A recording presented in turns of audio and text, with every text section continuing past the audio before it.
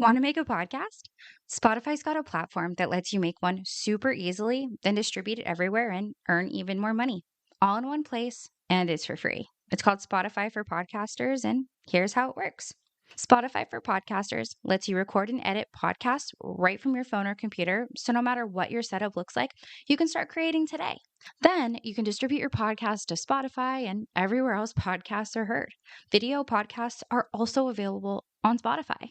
With Spotify for Podcasters, you can earn money in a variety of ways, including ads and podcast subscriptions. Best of all, it's totally free with no catch. Ever since we discovered Spotify for Podcasters, we feel like having options like video podcasts, Q&A, and polls has let us be creative on a whole other level. I highly recommend you give it a try. So download Spotify for Podcasters app or go to www.spotify.com/podcasters to get started.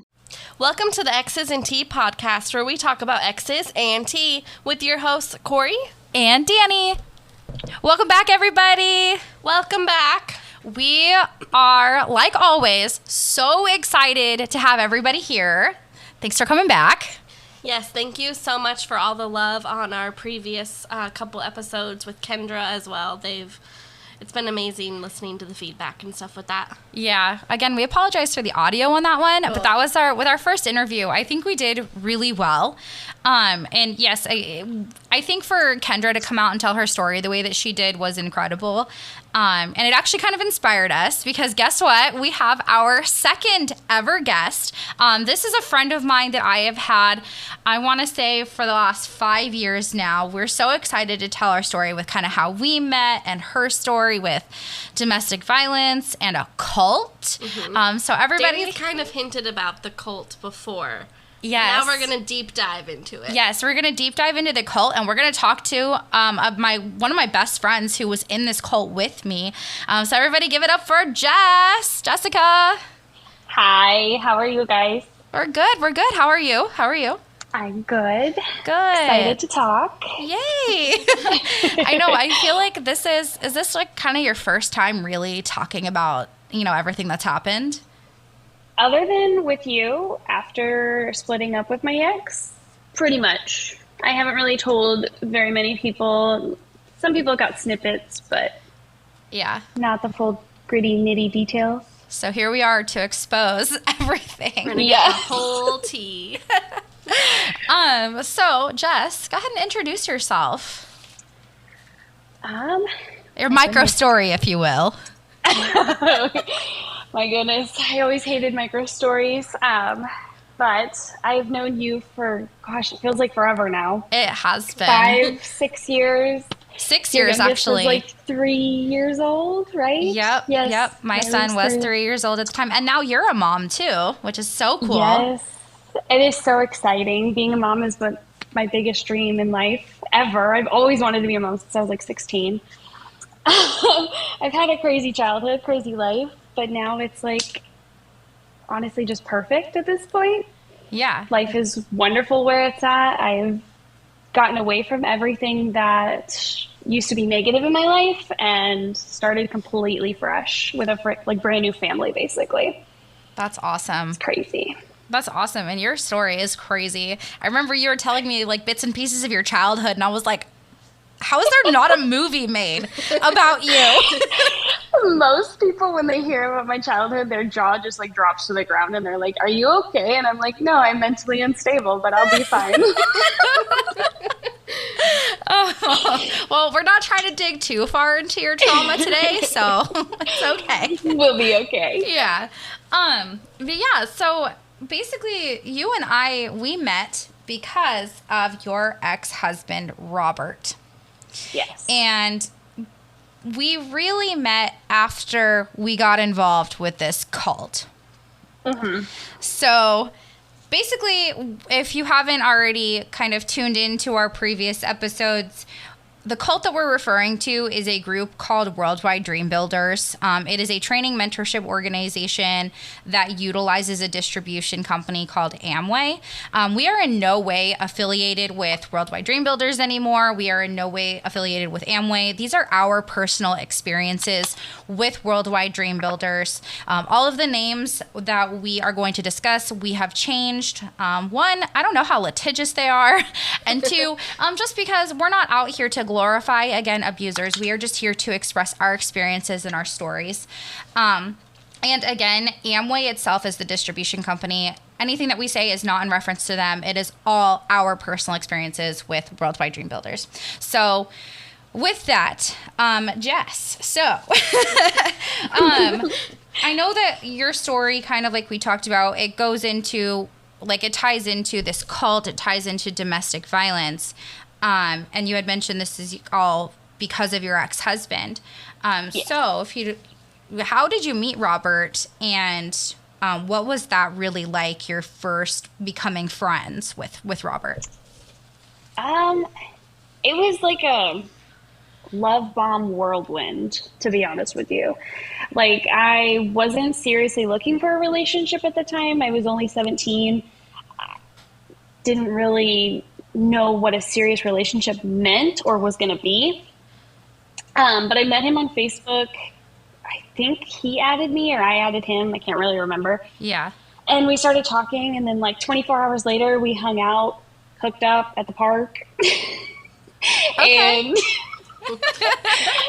3 days later, we were dating, basically. Like, it was just boom, boom, boom. I met his family 48 hours after I met him. We went swimming out in Washougal together. And then 3 days later, we were dating. And I think it was like a month later, my parents and I got into a big fight. And I got kicked out of my parents' house, had nowhere else to go. So he was like, you can stay with me and my mom. Moved in with him. And holy hell, that's when it started. Like, a month into it, it started. Holy shit. That's a lot to unpack for just a month. That is. Yeah. Wow. And you were how old at this time? 17. I hadn't even... Was I going to be 18? I think I was like 2 weeks away from being 18 when I got kicked out of my parents' house. Wow. And how old was Robert at this time? 19. Wow. Another one of those. Yeah, Yeah. definitely. Oh, man. Wow. Technically it was legal, but like probably shouldn't have been. Right. Because you're talking about the age and the power dynamic, and Robert was very good at instilling this power dynamic from what I remember. Yeah, exactly. Wow. So what were your first impressions? Like, what was your first impression of Robert when you guys first hung out? And then through this month when you started dating, what was that like? I mean, he was always sweet and like, oh, you know, the whole put your best foot forward first. Always did that. Like, treated me really well. Never raised his voice at me. Like, he kind of saw my family a little bit and how they were just like a really chaotic family. And his family was also a little bit chaotic. And so like we both had talked like, you know, we really just don't want to be with chaotic people. Like, we want a calm relationship. And if we're going to be together, like, we don't want to be fighting all the time and, you know, raising our voices and stuff like that.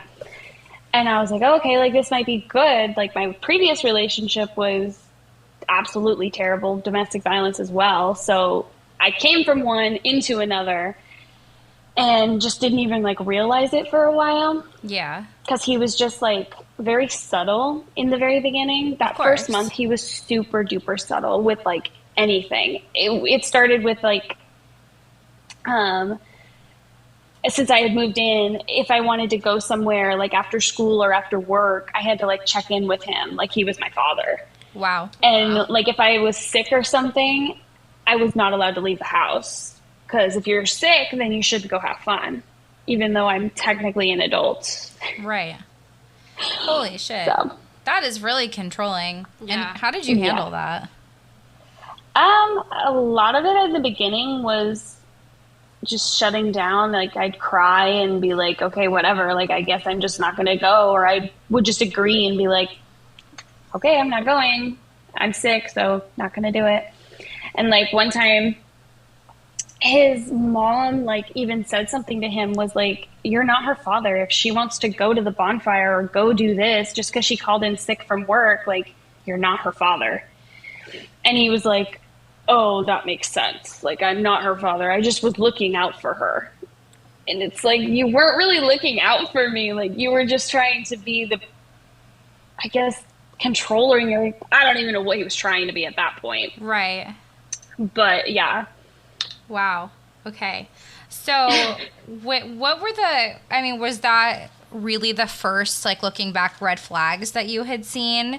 And are there more that you kind of realized that you ignored maybe?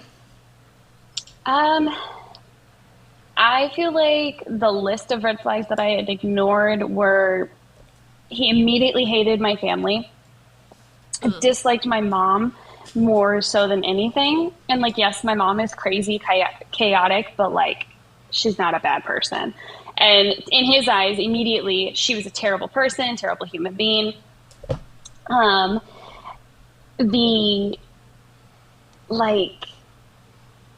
The small controlling things of like, I'll take you to work, because then I couldn't like go anywhere else after work because I'd have to wait for him to pick me up. Right. Wow. Those were like the main ones that I feel like I ignored early on, because I was like, oh, he's just trying to be sweet. Like, give me a ride so I don't have to pay for gas or like anything. Because like, obviously I didn't make a lot of money at the time. He was making really good money at the time, you know, working construction or whatever he was doing at that time. Wow. I feel like that's kind of how it starts, right? Is they really subtly, they try so hard to make their like endearing acts, but it's actually them controlling us. Right, yeah. I think Kyle was definitely like that with both of us. Yeah, they always come off so nice and sweet and stuff like that, and then they slowly, like, take their mask off. Yep. It's kind of like the saying with the frog and the boiling water. If a frog jumps into boiling water, they're going to immediately jump out. So if you go on a first date and your date punches you, you're going to leave, right? Yes. But if, you know, with the frog and you sit them in the water at a cool temperature and you slowly start to raise the temperature, eventually it's going to boil to death because it's not going to realize that the water is so hot. So through your relationship, which is the case with me, like everything was so okay. And then eventually the assault, and then eventually the assault did take place and it was like, fuck, I'm already too deep into this. The water's boiling. The water's boiling and I can't jump out, basically. Yep.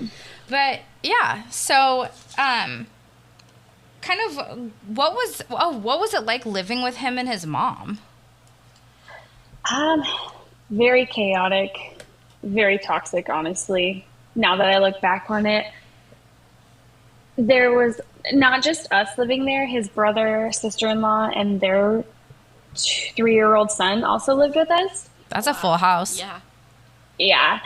And it was just like, nobody had respect or care for anybody in the house. It was everybody for themselves, and nobody had like a thought of anybody else. So it's like, if you needed to take a shower, you literally had to tell everybody in the house, like, I'm going to take a shower. So like, nobody come in the bathroom, because there was one bathroom for us all. Oh no. Oh man. How big was this place?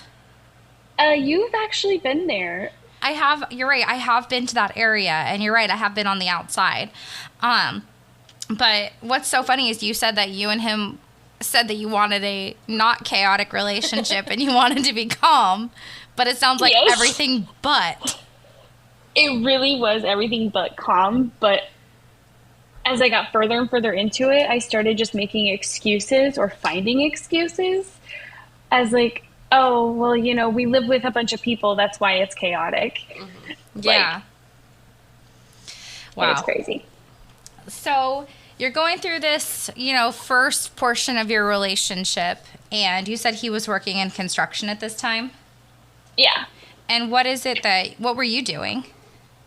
work-wise? I was working at Wendy's at the time. My very first job was Wendy's.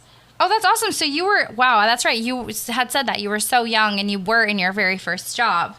Okay, Yeah, that's and I was exciting. still a senior in high school. Oh wow. Okay, so you're still a senior in high school. You're living with your boyfriend. You're working at Wendy's. Yep. And you graduated on time? I graduated early, actually. Oh my gosh, we got woo. That's awesome. I mean, considering your circumstances, you are an overachiever here.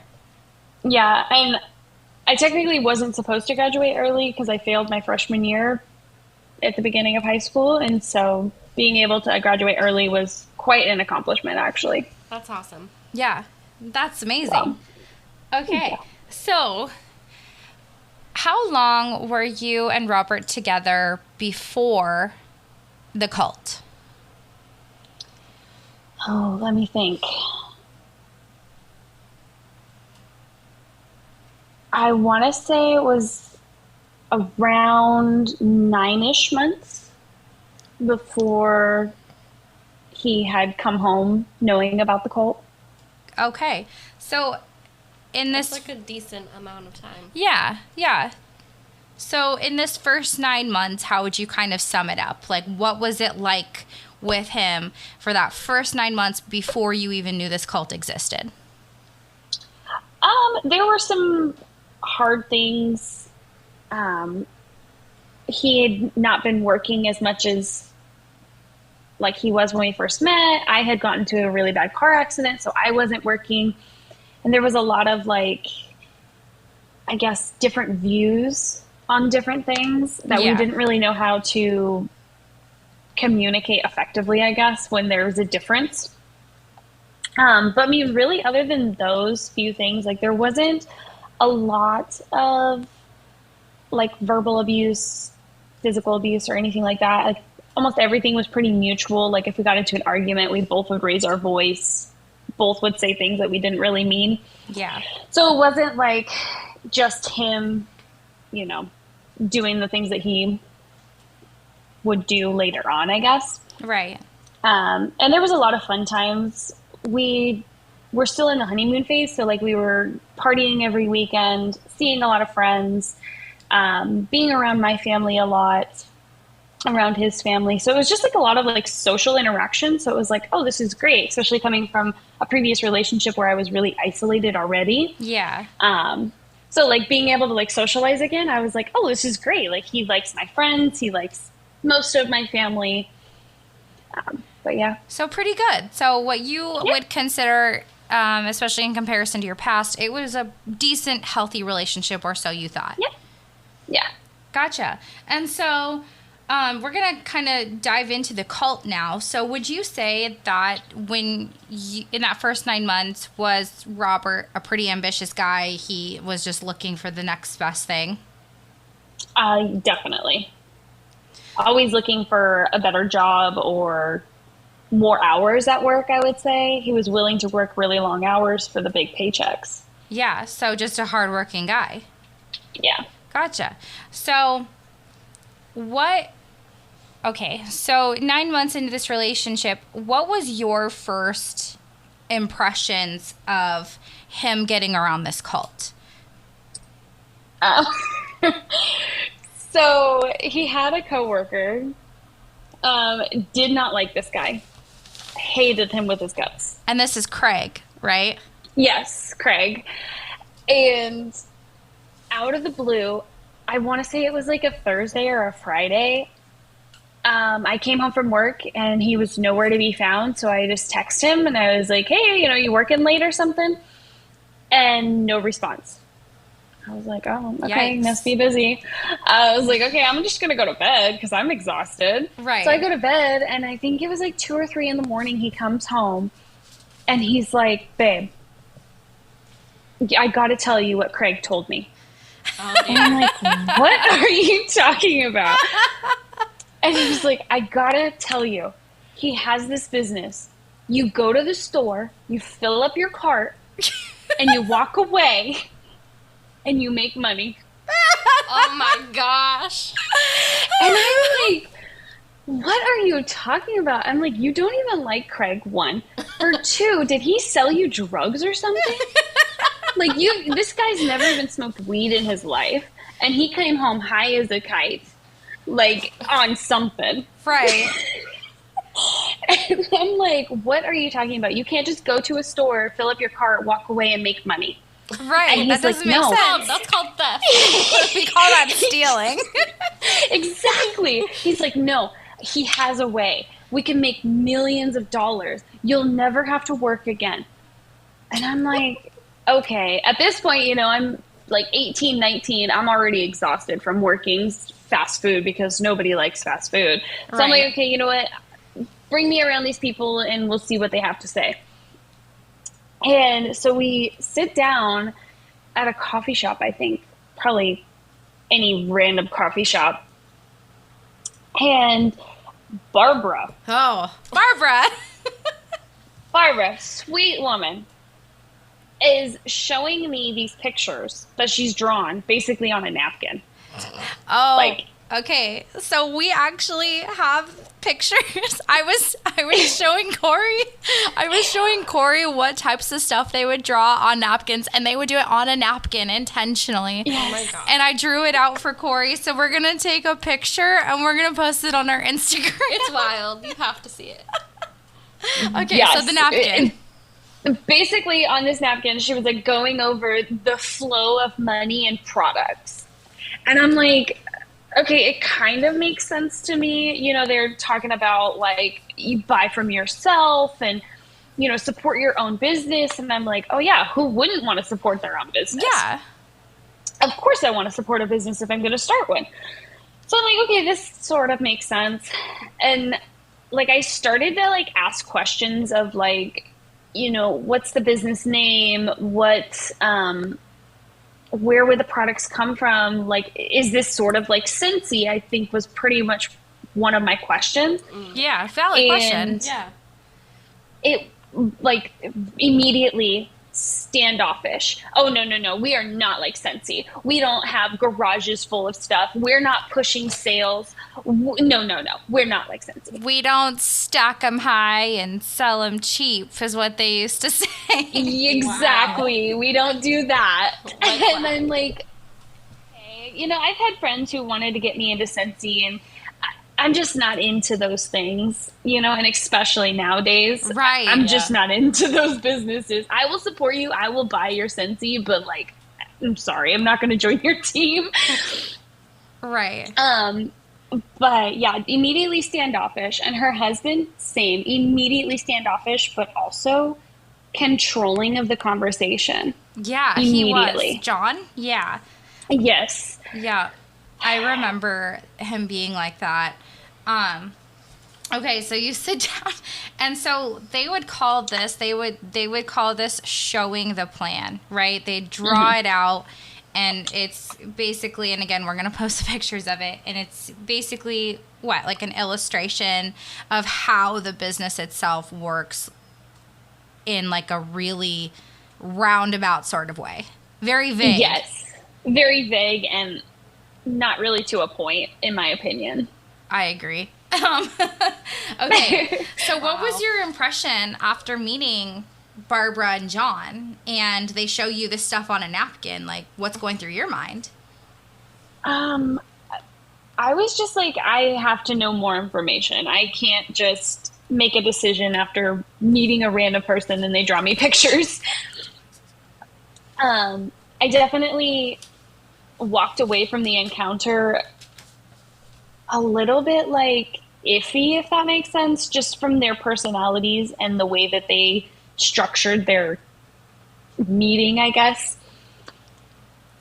Coming from a chaotic domestic violence family, I just like kind of thought maybe they were not a good couple. So I was like, I don't know. But then I was like, maybe I could just overlook it and maybe I'm just reading something wrong. Right. But I don't know. There was just so many like what ifs or like what is this questions, and nobody really wanted to answer them in that meeting. They were like, oh, we'll get to them in the next meeting. And I'm like, okay, so like when is the next meeting? You know, like they just kept you on a cliffhanger. Yeah, they did. Okay, so you went to these meetings and then they kind of like dodged your questions, kind of. So how or when did you find out that it was actually like Amway? When did they actually tell you like the business name? Um, I believe it was like 4 or 5 meetings of different people that I had sat down with and basically was told the same thing over and over, just that drawing of like, oh, money goes here, product goes here, you get money in your pocket kind of thing. And then we were in one of the like board meetings in somebody's living Yes. room. The board plan. Oh my gosh. And it was like the middle of summer too. So it was super hot and there was like people packed in like sardines. And the guy speaking, I don't even remember. He was way up there. But he just was like talking about Amway and how that's where he gets all of his products, but he doesn't have to like store them in his garage or like sell these products. He just eats them or he just uses them. His wife uses the makeup and blah, blah, blah kind of thing.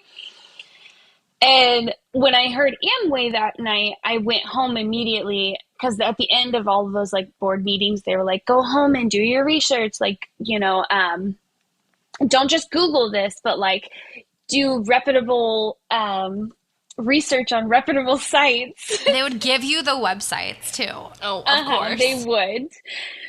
So I did start looking into like what Amway was but it was like I think we were in the process for like close to 3.5 weeks before we even heard Amway once. That's right. So, just kind of a recap here. So the process, right? They called this an interview process. Jess, can you kind of walk us through what exactly that means? Yeah. So basically, the very first step is making a connection with somebody. Out in your day-to-day life, you see somebody who potentially might be unhappy in their life. And Do you like your job? No? Are you looking for other options, opportunities? Yes. Like, and it's, what did they say? Spear hunting. I remember them saying something about that. It's like, they would always say we're not spear hunting, but we were. Like, Yeah, you would pinpoint 100%. somebody who was very unhappy with where their life was going or what there was happening in their life. And you're like, that's it. That's the person. I'm going to change their life with this business. And you would like basically drop the message is what they called it. And you would say what Danny said, like, are you unhappy? I have something. Let me introduce you to so-and-so. Yeah, my connections. I have connections. It I kind of have sounds like connections. they like go for like the vulnerable people Yes. and like shark attack them. They do. They do. They They go for the do. vulnerable people, and they I remember, and in my story I talk about this, but my significant other, somebody dropped the message on him. Jess, I remember reaching out to you immediately because we knew, we both knew already who it was. And basically they were, because he at the time had wanted to be in welding, and they'd be like, well, I have some connections, let me talk to them and see. Of course they do. Yeah, and it's like, no, you don't have connections in welding. You have a couple of multi-level, what they call mentors. I'm doing quotes here, air quotes, because they call it mentorship, and we'll go into why it's like really not. But anyways, so yeah. So what's the next step of the process after they drop the message? Basically, that person would call you and like set up a meeting, which is like the coffee date or coffee meeting, whatever it is. And you would meet with them and they would draw on the napkin for you and show you how this business could change your life, basically, and how supporting your own business, starting your own business is the way to go in the world. And then you would meet with like people further up the chain, depending on who was available. Obviously, they're very, very busy people. Yeah, right. And they make it sound like they are. Yeah, and that those meetings they would bring up these like analogies. Do you remember the horse or the cow manure one? Oh yes, if you move the cow manure. Oh, what was it? With your bare hands or use gloves or something like that. Yeah, it was if you could move horse manure or some just manure with your bare hands across the field for like 2 years straight, bare hands. And after that, you know, the person that you're helping would give you an unlimited cash flow every year. Yeah. And that's how they determined if you were, quote, results oriented or process oriented. Remember that? Yeah. It's funny to me too that they like act like they're so like professional in like what they're doing, but they're literally taking you to coffee shops and writing stuff down on like napkins. Like you couldn't have made like a PowerPoint. They do it because they want to seem humble. They want to seem like they're just like you. They're a regular person, and that's so cringy. They stumbled upon this amazing thing. Life. The biggest guy in the business would say, my brother sat me down in the basement. We had beards down to here, and we were crying together. Yep. Ew. And we heard that story how many times, Jess? So many times. Wow. I got so tired of it. So at this point in the process, were they still giving the book? Yes, they pretty much give a book at the first little coffee meeting. If they feel like you're going to make it, then they'll give you the book. What book was that? Oh, in the very beginning, it was always a different book, but when they kind of structured the process, it was The Go-Giver. Yeah, The Go-Giver, right? or before that, it was The Business of the 21st Century, Robert Kiyosaki. Right. Yeah. That's right. And we found out later That's that right. other lines of sponsorship were using The Business of the 21st Century, and they would say, well, The Go-Giver is actually better, but it's because people were looking these books up and linking somebody handing them this book to this organization. Oh, wow. Yeah. So after you get the book and you meet with people, what's next in the process? They expect you to read the entire book in like a week, if not less, and meet with them again. And they want you to like take all of these notes about the book and takeaways from it, and then they just want to talk about the book. And still don't want to answer any questions. Like, it's not a book club. They say, like, we don't want to give that information prematurely. You're not ready for it. Like, no, I want to know what I'm getting myself into. Yeah, they really were good at, like, grooming you into this process. Ew, I hate that. Yeah, it's very predatory. And so, do you remember your very first board plan that you went to? Yes, it was the one I just talked about in the really hot room with the guy who was like way far up there. And like, you know, listening to him talk about his story and stuff was like super interesting to me, because it's like, yeah, I come from a really rough background too. And like, I want to change my life, and I want to do something that when I do leave this world, I leave it with a smile on everybody's face. And so I was like, okay, like, this is interesting. This guy has a cool story. But again, like, nobody was answering questions about how this was going to work. Like, in my mind and in Robert's mind, it was still, we're just going to go to the store, fill up our cart, and walk away and make money somehow. Like, I'm like, this doesn't make any sense to me. Like, how are we going to make money? Like, how am I going to eat if I'm shopping from an online store? How am I going to, you know, get all of my stuff? And at this time, like, I was not an avid, like, Amazon shopper or online shopper. I went to the store and I got what I wanted or needed, and I brought it right home and I used it. I never waited for anything. So like, placing an order, especially a very large order for something, and like having to wait for it, I was just like, this kind of sucks. Like, I just could go to the Walmart and buy my makeup and use it tonight if I wanted to. But like, I was also just weirded out at the board plans. Like, why are we in someone's living room? Why is everybody dressed up like we're supposed to be at a CEO meeting for Apple or something? Yeah, and then you're just in somebody's living room. Like, and then everybody, Yes. And then everybody like at the end like chit chats with one another and I'm like, I don't It's know any of these so, people. I've never seen you in my yeah, it's life or clicky and met it's you. awkward.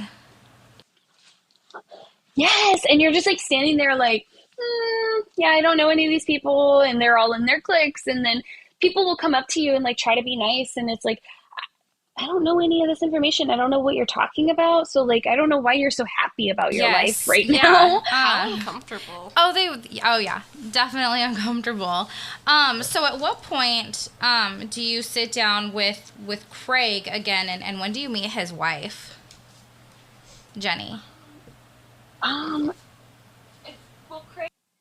well, Craig was with us with all of the meetings with John and Barbara, but his wife, gosh, I want to say, well, I did meet her prior to this once, um, but like I said, Robert did not like them, so we never really chatted. But when she came into the process, it was probably like 6 or 7 months That's right, in. because isn't their story that like she didn't come around for the longest time, and it was just Craig? Yeah, it was just Craig. And she had one of those jobs that was like super time consuming though too. Um, and I believe she worked nights at that time in That's the very right. beginning. That's right. I remember hearing about this because I'm not there yet. Um, This is all kind of your very first part. yeah. So what did the end of the process look like for you and Robert? Well, since we weren't married, it was more of we went through the whole process and we learned together, and it was either he joins and I stand in the shadows and support him, or he joins and I join and we do it together, but we do it completely separate. And I was like, well, if we're a couple, like, what difference does it make? You know, if we are married or unmarried, like, why would we have to do things completely separate if we're a couple? And they're like, well, it's just how things are. Like, you know, we try to keep everything very tight knit in the business. So if you're not considered a married couple, you're considered two singles, and we would deal with you separately, basically.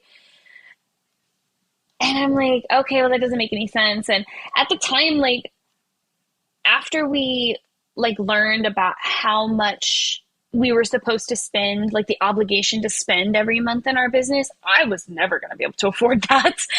Not with my bills. There was no way. How much was that? How much was the obligation? Well, it was 150 points or whatever, which amounted to like $600 or $700. I think it was like $600 a month. That's Yeah. insane. Yeah. So it was. On top of like living a normal life, then you have to pay for all this. Yeah. That's crazy.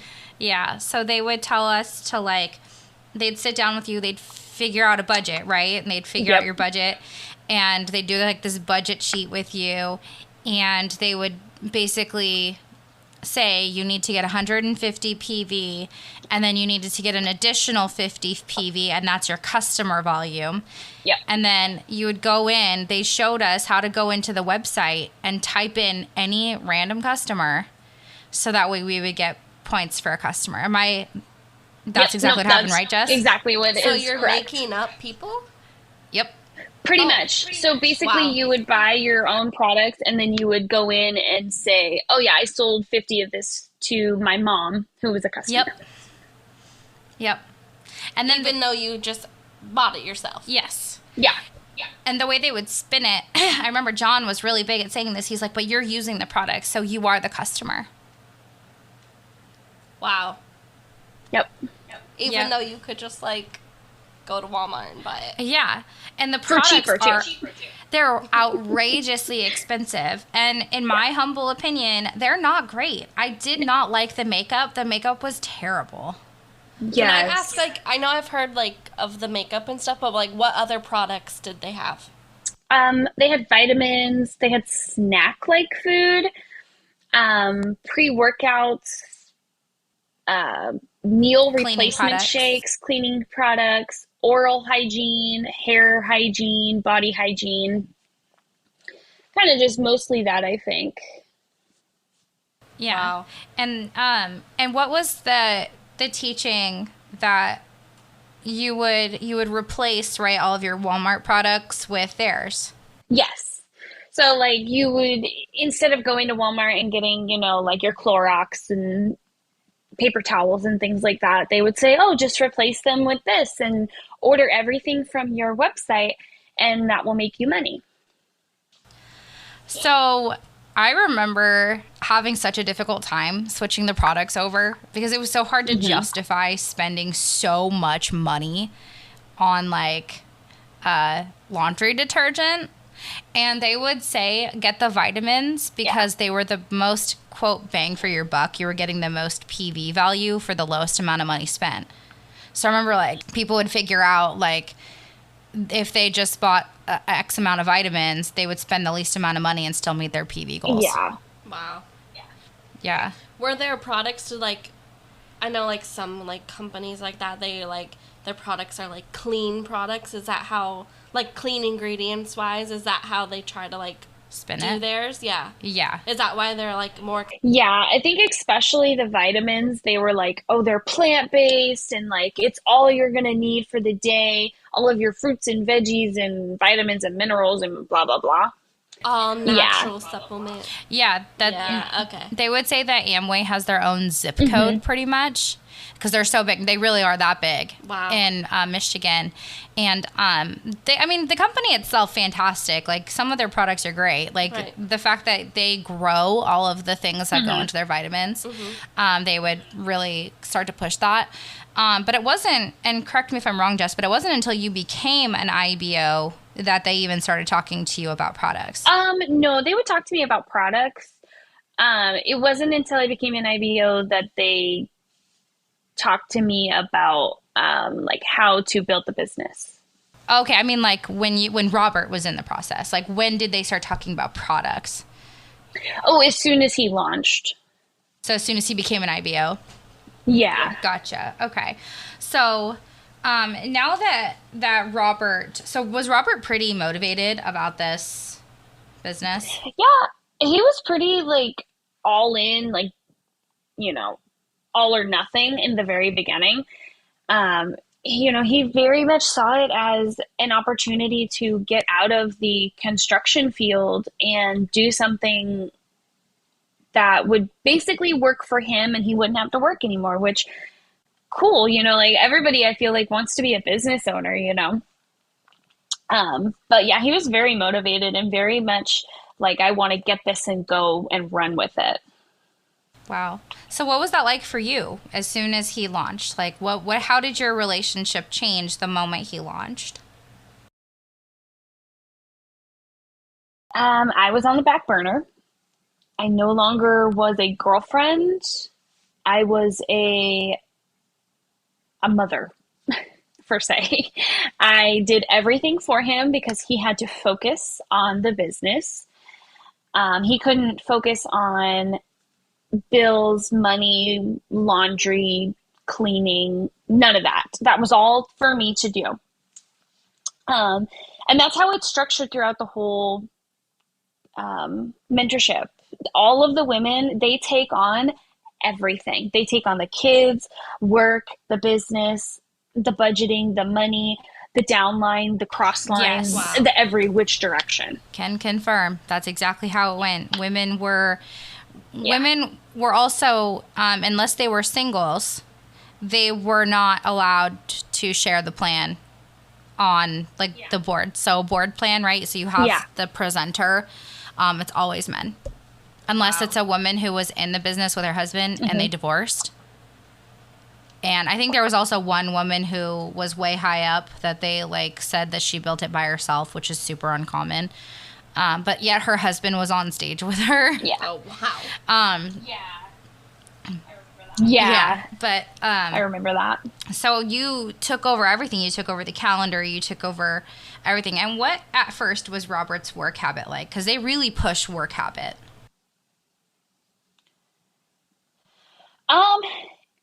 He struggled, honestly. He was not a consistent person. He was one of those start, stop kind of people. And I kind of knew that from the beginning, even prior to this business. But he would start reading like the books. He would start doing the whole like communicate stuff, and um, he would go strong for like a week and a half, and then he would fall off. And that's when I started to see like the emotional manipulation of like, well, it's my fault that he's falling off track. Um, and like even the people above, like they were so, I guess, kind about it in the beginning. It's like, oh, it's okay, it's okay. Like everybody starts out somewhere. Like you just got to keep pushing forward. And when you don't feel like doing it, like push yourself to do it, and then you'll stay on that track, and then you'll like train your brain to continue doing it, and you won't fall off anymore, basically. But he was never going out and like prospecting people. Is that what it's called? I can't remember now. Yeah. So Like they would tell us getting not to people call into the business. Yeah, they would tell us not to call it prospecting. They're like, you're not prospecting, you're making connections. That's why. So they would talk really a lot about like, you need to go out and build this business. Yeah. What exactly does that mean, Jess? Going out and making those connections and getting people in the process. They would always talk about you want multiple people in the process at every stage of the process. Yeah. So basically you're going out and talking to someone, you're asking them like personal questions. Like, they really like heavily went into like, talking to people. So I think I was telling Corey about this recently about how they start you off and like give you goals, and like, how you basically build you up to where you can go without shame, tell somebody that you have some connections that you want to introduce them to. Yeah. Could you imagine doing that? Like, could you imagine tomorrow you say that you go out and you talk to the cashier at the grocery store? No. Yeah, it's nerve-wracking. No. Even now, talking to people in public is still very nerve-wracking for me. Really? Because I don't want to come off as like some weirdo. Like I felt like I was a weirdo for so long without even realizing it because I was brainwashed, that now I'm like, I don't want to be that weirdo. Yeah, I get it. Okay. I have a question really Go ahead. fast. Sorry. Yeah. So I know you guys talk about like in person, like making these like connections, but were you allowed to use like social media as a way to do it or no? That's a good question. Not in the beginning. They were like, stay off of your social media. Don't message people. You want everything to be done on the phone. Yeah, like you phone can't. Calls. Yeah, and they would tell you don't put it on Facebook. Don't advertise this. Don't even talk to people about this. Yeah, that's kind of weird since how you're trying to like get people involved. You would think social media would be a great outlet for that. It's how they brainwash you. They're like, your friends and family aren't going to understand. Your friends and family are not going to support you. And they tell you that from day one. Wow. That's crazy. Yeah. So now that Robert's an IBO, what do his obligations look like from, in comparison to the process? The process was just you guys went to some of these meetings. What did it look like once he was a full-blown IBO? Hold on, sorry. Can you just explain, either one of you, can you explain what an IBO is? Because we haven't talked about that. Oh, yeah. Jess, go ahead. So it's an independent business owner through Amway. So you're like basically an independent contractor. So that's when you're able to like start selling the products and stuff to people? Yes. Yeah. Okay. Sorry. Yeah. Good question. It's okay. What did I say before that? Oh, his obligations. Oh, yeah. Okay, Sorry. Good. It's okay. So, yeah, what were his obligations now that he is an independent business owner? He's launched his business, and he's, like, in Worldwide and Amway. So I should say, he was supposed to attend, like 2 to 3 of the board plans per month. Make sure he was reading a book off of their approved book list every night for 15 minutes, sending a communicate upline about his day, his reading, and usually it had to do with like something like affirmations or just like one thing specifically about the day. Do you want to tell really quick what Communicate is? Yeah, so it's like a voicemail app, I would say, or like a walkie-talkie app, almost, kind of combination of those two things. Yeah, it's a worldwide specific app. It was not an Amway app. Oh, okay. So this is again part of that. It's kind of differentiating, right? The mentorship organization versus the distribution Business. center. We really did not engage a whole lot with that distribution company except for to purchase our products and your PIN levels. So pretty much everything was through like worldwide. Yes. Other than getting the product. Correct. Yeah. Yeah. So, okay. Sorry. Go on about obligations. Oh, you're fine. So he was in the Communicate, and then like annually there was like those 4 major functions, they would call it. Basically it's a board plan on like steroids, I would say. Yeah. You go, it's like in like coliseums and stuff. Yeah. They're like days long. They're Yeah, like 2 and days, like a whole weekend. It's like from like 9 a.m. to like midnight, and then like 10 a.m. to like 5 the next Yeah. day. And then sometimes there was even some on Friday where it was like 5 p.m. to midnight. Yeah, we were exhausted. And you weren't eating very much too, because they would talk to you about what, like, you could only bring in. Well, the Coliseums got stricter and stricter with what you could bring in, but ultimately, like, you'd have to sneak in food. Like, they would tell you can't Yeah. buy food there because you're setting a bad example. A bad example of feeding my body? Yeah. Wow. They'd Yeah, say that's not pretty healthy. much. Nachos aren't healthy. You're going to pass out halfway during the speaker. I'm And going to pass out if I don't eat. yeah, we would. Yeah. Yeah, like That's you just. so crazy. What's the best I'm thing? sure I have pictures of us passed out at these functions. You do. We do. I'm sure I We do. do have pictures of each other sleeping at these Wow. events. We would get there god awful hours early in the morning too to try to get a good spot. And then they want you to, like, you're there so early and then you're leaving so late. That's so crazy. Yep. And then Yeah. we would sleep in line. I mean, And then they're like, don't eat. yeah. Just starve. Yeah, basically. You could only bring in products, and these products were not like A meal. no, like you're talking popcorn and granola bars, pretty much. Yeah. Wow. Nothing really of sustenance. No, not at all. Yeah, it was wild.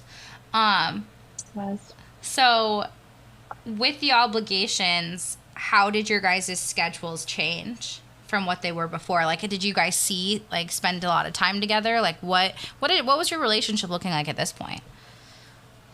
In the beginning, it didn't change too much because we still lived together. But right at his launch was right after a major function that we had went to. And he actually kicked me out and broke up with me. What? Wow. Yeah. What? I had no yeah, idea that this so- happened. Plot twist. Said that because I wasn't going to be an IBO, that he wasn't sure if he wanted to be with me. What? Should have been my red flag to run far, far away. What but. the hell? Wow. Okay. So I think this is this kind of a longer story with how this all transpired, because what I think we should end it here, because we're at just about an hour, and we can pick up on part 2. Okay. We can leave them on a cliffhanger. Yeah. We love doing that. We do. So, thank you so much, Jess. We really appreciate you coming out and hanging out with us virtually, and Yes. sharing your story. We're so excited to kind of see where everything goes, where this guy like breaks up with you all of a sudden Yeah. after this entire journey. Yeah. And I this gotta know more. and this isn't even halfway, is it? No, unfortunately. She's like, we're just getting started. Awesome. Well, Corey, where can everybody follow us at? You can follow us on Instagram and TikTok at xsnt_podcast. And Yeah, that's it, I guess. Yeah, and check out our Instagram because we are going to have photos that correspond with our story on there. We do every time we upload. So if you go to our Facebook the day that we upload, which is every Thursday, go on our Instagram, look, and then there's usually some sort of picture that corresponds of whatever episode that we're having that day. Yeah, so come back and visit us. Bye, everybody. Bye.